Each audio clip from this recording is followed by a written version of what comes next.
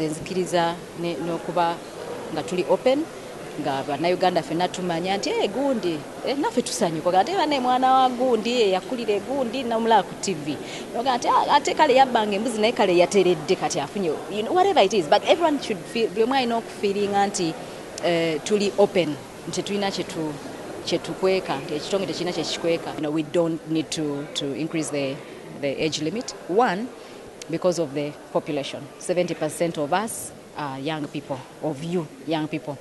But more importantly, I think institutions will grow when we keep bringing young people and mentoring them. So the older people, as they grow, from High Court to Court of Appeal to Supreme Court, they then, leave space for the young ones to come through the magistrates and High Courts and Court of Appeal, and eventually again Supreme Court.